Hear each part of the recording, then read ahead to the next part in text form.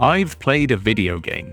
It's called Forbidden Solitaire, and it's the perfect example of something very important when you're designing video games. It's also intentionally horrible, which makes it far more enjoyable than it has any right to be. Take out your notebooks and pay attention, because class is in session. Let's talk game design. Solitaire is one of the oldest and most well-known card games of all time. Yes, even more so than Hearthstone and Slay the Spire, without any of the very sad poaching that for some reason is happening to the Pokemon TCG today. To many people, and I'm one of them, they first played Solitaire on a Windows PC, since it shipped for free from as early as Windows 3.0, which, despite being released in 1990, still runs better than Windows 11. For those of you that don't know how to play, basically you draw a card, look at the cards on the table, and if there's one with a number that comes after the card you've got, you put your card there. Sometimes it's different because there's 1,000 different versions, but that's basically it. Look at number, do thing. Couldn't be simpler. So what has that got to do with game design?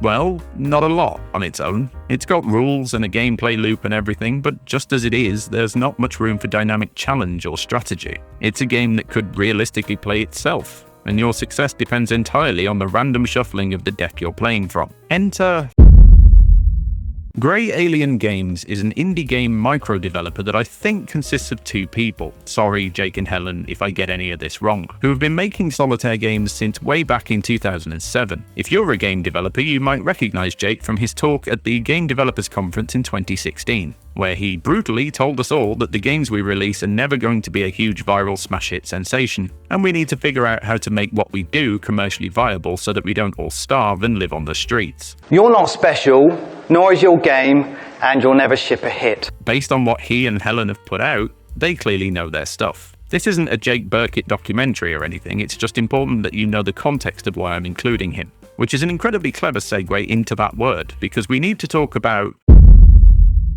There are hundreds of examples throughout the history of video games as to how the context wrapped around a game mechanic can elevate the experience of playing it to something far more engaging.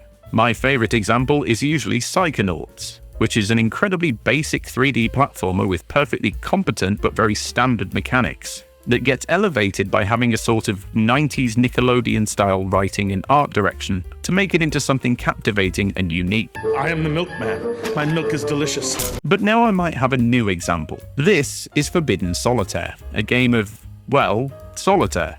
Except it's interwoven with dozens of laser-focused context points that turn the act of looking at numbers into something else entirely. If you look at the footage and pay attention, you'll see exactly what I mean. You flip some cards from a deck at the bottom of the screen, and if the cards on the table are one number higher or lower than the one you're looking at, you move your card and put it down. But you do this while you're playing through basically a creepypasta about a lost media video game with a 90s MS-DOS aesthetic and plot, which immediately gives you a reason to want to do it, while at the same time playing with little modifiers and external choices applied to the gameplay loop that give you as a player something to actually think about. Starting with something many of you will recognize from smash hit sensation Balatro. The concept of jokers in a card game is that you can take your traditional game with its centuries-old gameplay loop and start adding things to it that dynamically change what it is you're actually doing. In Balatro, they give different effects and outcomes to the loop itself that usually influence the metagame of you playing immediate one-on-one poker hands against the AI. It provides an element of strategy and uniqueness to what would otherwise be an incredibly repetitive experience. In Forbidden Solitaire, you're either trying to clear the board to do something, or beat up something trying to kill you. Again, this is supposed to just be solitaire, but we will get to that. Jokers here are little tools like a magic spell in an RPG that let you modify the way the board is playing so you can dynamically do something else. They might let you clear a few cards at random, play or change whatever card you're currently on, no matter what it is, or give you back health in fight scenarios so that you don't die. Again, while playing solitaire. What this does is transform the act of drawing and playing cards from the entirely random pull of the shuffled deck to a micro decision every time. With a joker in your arsenal, even if you've got a card you can't play, you've almost always got something else that you can do. And the background choice of whether now is the time to play with that is one step towards elevating your otherwise very simple loop. There's also As you move through the game, you'll run into various mechanics that affect how and when you can play your cards. The cards are often layered on top of each other, where you'll need to clear the upper layer to even unlock the lower ones. so anything on the top layer is standing in your way. The stages themselves give you challenges to this, like a lock and key system where locked cards need a key to clear them, or a sort of prison where you need to play a card twice to unlock it, or really quite disgusting maggots that cause you damage, like a British school lunch. There's even occasionally a detection mechanic that turns Solitaire into a sort of stealth game. You can see where we're going with this by now, with more tiny layers of strategy and decision making modifying the basic Solitaire loop. There's even more examples of this sort of thing, with a mana pool that's constantly rising until you can hit a mana storm to clear multiple cards at once, health management in battle encounters where you might die, again while playing Solitaire, and defense cards which offer protection from a wide range of unique enemy attacks. This last one in particular is interesting because you can tell whenever you want what your enemy's next move is, so you're often asked to balance the timing of clearing another card from the board against not taking damage, which means you've got turn-based RPG battle mechanics next to your strategy and stealth gameplay in Solitaire. If we stopped there, and this was everything that the game added to modify and elevate the basic loop of playing Solitaire, that would be enough. You'd have something clever and dynamic that creates hidden depth to a centuries-old card game in a way that Grey Alien games have been doing for nearly 20 years. And that would make for something interesting enough to spend your time trying out. But looking at the footage, you know as well as I do that's not really why we're here. What's most captivating about all of this is Forbidden Solitaire is horrible by design. It's presented like a 1990s MS-DOS point-and-click adventure game. Games of this era include things like Under a Killing Moon, Gabriel Knight, Phantasmagoria, and my personal favourite, The Seventh Guest. Looking back on them now, their over-the-top hammy acting is incredibly cheesy, and there's a very distinct aesthetic to their art direction, which was often defined by the hardware they had to run on. You'd often move around by looking at static, crude 3D scenes and shifting about with arrows while you tried to find something to solve an incredibly obtuse puzzle you'd run into that didn't necessarily make much logical sense. The best example of this, of course, is Myst, a game that would take years of your life because what are you even doing, honestly? But rather than just give you this as the context for the game, Forbidden Solitaire steps out to a modern-day meta layer, where you found a lost media horror-themed video game that pulled up very believable controversy at its time of release.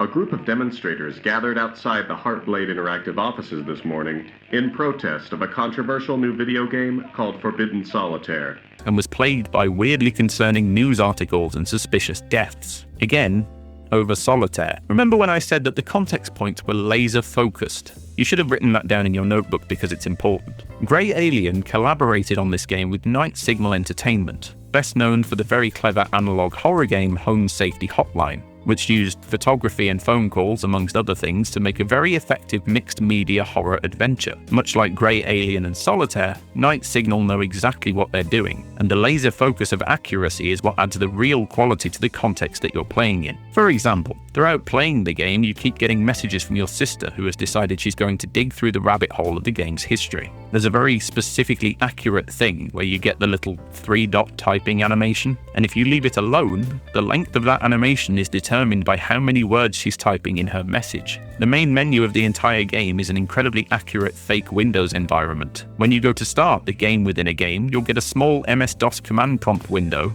and the background noise of a disc spinning in a CD drive.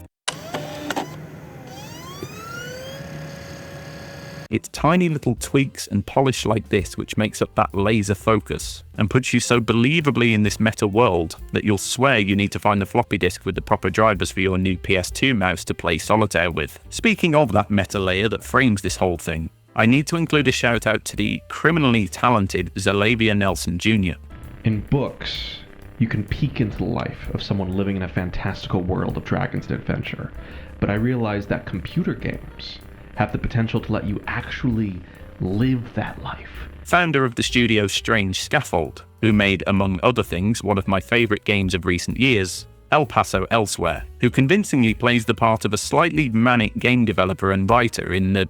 Wait a minute, somebody go check on Zalavia. The mixed media that fleshes out the background story includes things like news clips, police reports, magazine reviews, and all of them are made with such believable authenticity that the context is absolutely watertight, which gives us a teachable moment. Fleshing out the context of your game can never be over-polished, and if you're going to try and present this kind of experience, making it as believable as you possibly can is as important as any gameplay that you're going to include. This leads us to our I do now have a new favourite example for how context can elevate a gameplay loop. And even if you've never thought of yourself as a card game player, even if you always thought this kind of simple solitaire game was for old ladies to get scammed for microtransactions on their budget model Samsung Galaxy from 2010, there is a real value to Forbidden Solitaire that you can learn from. If you're old, like me, there's also a clinically perfect and historically accurate background setting to this game that'll trigger your nostalgia so hard that you'll want to go out and buy some plastic wristbands and find your old Sony Discman that advertised anti-skip technology but absolutely lied to you.